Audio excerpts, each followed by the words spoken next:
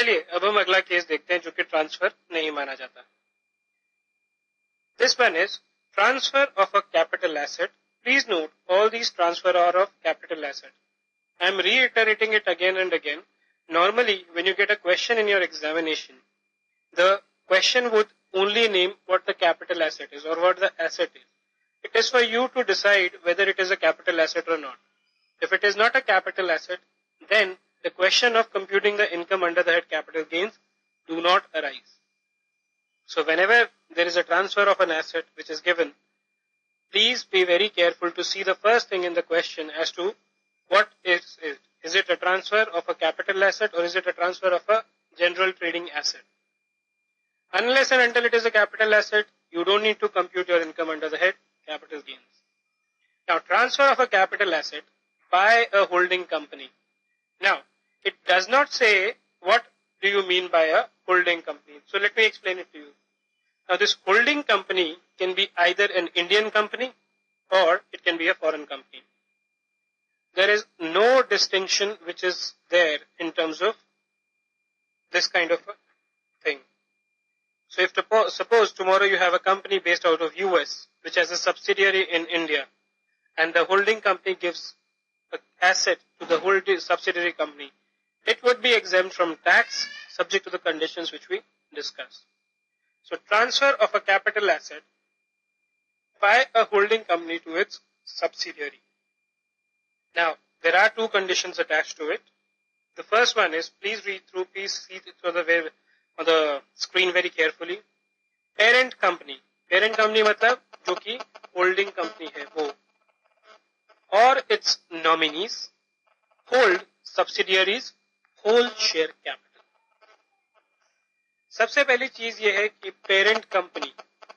Please note for the purpose of this section, parent company would mean the immediate parent and subsidiary would mean the immediate subsidiary. तो मान लीजिए आपकी company A है और उसकी subsidiary है company B और B की सब्सिडियरी है कंपनी C, तो यहाँ पे आप A और B में जो ट्रांसफर होगा केवल वही इस सेक्शन में कवर होगा.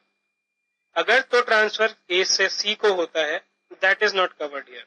It is to the immediate subsidiary. So the first condition is that the parent company or its nominees hold subsidiaries entire share capital. पूरा का पूरा 100% शेयर कैपिटल जो है सब्सिडियरी का वो या तो पेरेंट कंपनी या फिर उसके नॉमिनी होल्ड करते हैं. And two, subsidiary is an Indian company. अब यहाँ पे मेरे को लेवरेज नहीं है, मतलब मैंने आपको ऊपर बोला था कि होल्डिंग कंपनी इंडियन भी हो सकती है फॉरेन भी हो सकती है, लेकिन जो सब्सिडियरी कंपनी है वो इंडियन कंपनी होनी चाहिए.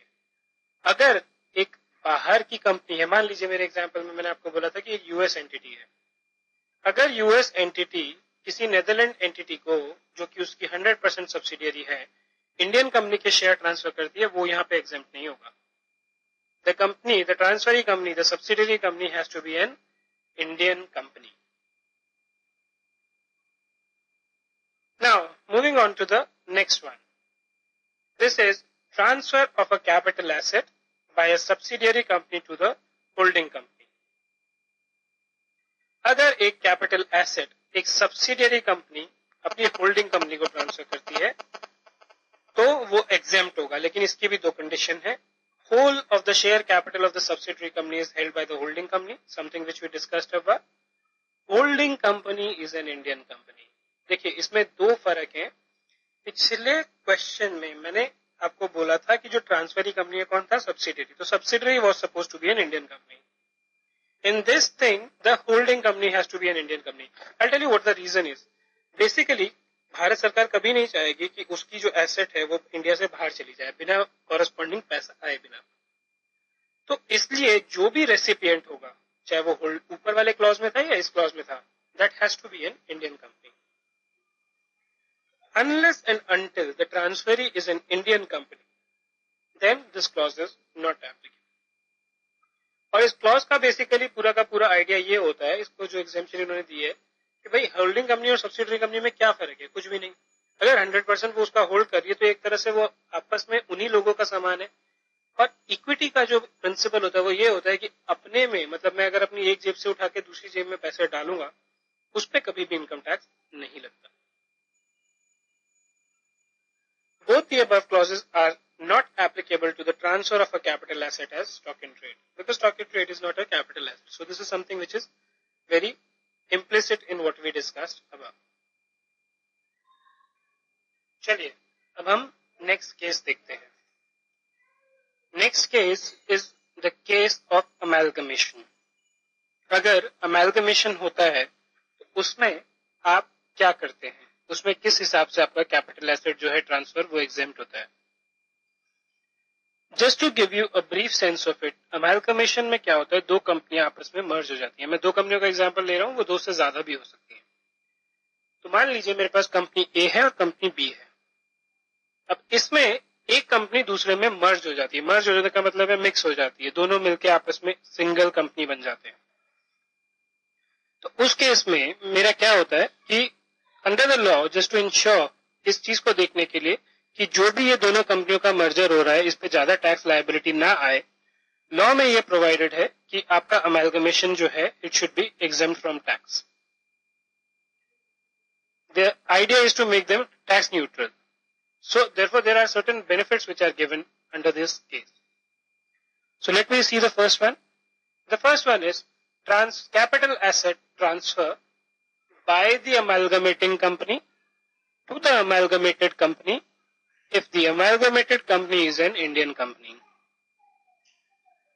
सबसे पहले आप ये समझिए कि जो कंपनी मर्ज हो जाती है, जो कंपनी खत्म हो जाती है, उसको हम बोलते हैं अमेलगमेटिंग company, ING, amalgamating company. Amalgamating company is the company which goes and merge and goes out of existence. So if in my example B got merged into A, B is the amalgamating entity. Transfer of a capital asset by the amalgamating entity. Obviously, जो company merge हो रही है उसी के सारे asset जाके दूसरी वाली में मिल रहे हैं. तो transfer of a capital asset वही होगी जो ट्रांसफर करेगी कैपिटल एसेट, क्योंकि दूसरी कंपनी तो बची ही नहीं. By the amalgamating company to the amalgamated company if the amalgamated company is an Indian company. तो अगर तो मेरे एग्जांपल में ए जिसमें बी मर्ज हुई है वो एक इंडियन कंपनी है, कोई भी कैपिटल एसेट जो बी ट्रांसफर करेगी under the amalgamation will be exempt from capital gains tax. This is the simplest of the things. Now we move on to the next one. Transfer of a capital asset being shares held in an Indian company by the amalgamating foreign company to the amalgamated foreign company. अब मान लीजिए कि A और B दो foreign company है. Okay, B जो थी उसके पास एक इंडियन कंपनी है C, उसके शेयर्स पड़े हुए हैं. बी ने बिकॉज मर्ज हो गई तो सारे के सारे एसेट बी के ट्रांसफर होके ए के पास चले गए. तो क्या हुआ, जो ये शेयर्स थे कंपनी इंडियन कंपनी के वो भी ट्रांसफर होके ए के पास चले गए. वो एग्जेम्प्ट है कैपिटल गेन्स टैक्स से, लेकिन अगर दो कंडीशन सेटिस्फाई होती है. At least 25% shareholders in value of the amalgamating company continue to remain its shareholders and such transfer does not attract capital gains tax in amalgamating companies country of incorporation. अगर तो B के 25% share holder जो हैं by value वो ए के share holder बन जाते हैं, देन एंड अगर इस अमेलगमेशन पे जिस कंट्री में ये अमेलगमेशन हो रहा है, जो ट्रांसफरर कंपनी है, जो अमेलगमेटिंग कंपनी है, जो बी है मेरे एग्जांपल में, उस कंट्री में इस अमेलगमेशन पे कोई टैक्स नहीं लगता.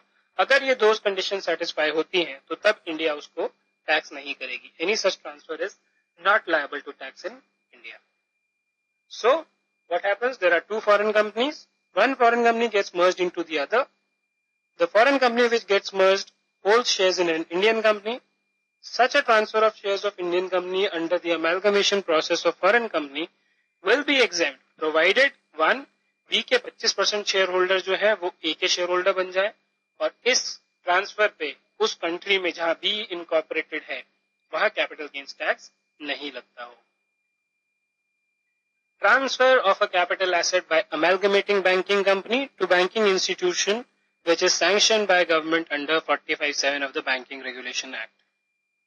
You just need to remember this if there is such a kind of a transfer where a capital asset is transferred, that is also exempt from tax.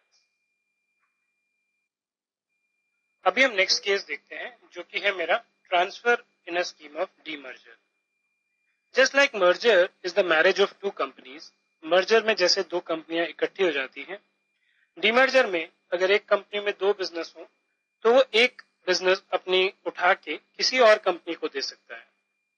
और उसमें क्या होता है कि सपोज प्रीवियस एग्जांपल में लेते हैं, मान लीजिए बी के पास दो बिजनेस थे, बी ने एक बिजनेस ट्रांसफर कर दिया ए को. अब ए क्या करेगा, ए अपने शेयर इशू कर देगा बी के शेयर होल्डर्स को, उसको हम डीमर्जर बोलते हैं. तो जस्ट लाइक मर्जर, जब बी डीमर्जर में क्या करेगा, कुछ एसेट ट्रांसफर करेगा, कुछ लायबिलिटी ट्रांसफर करेगा.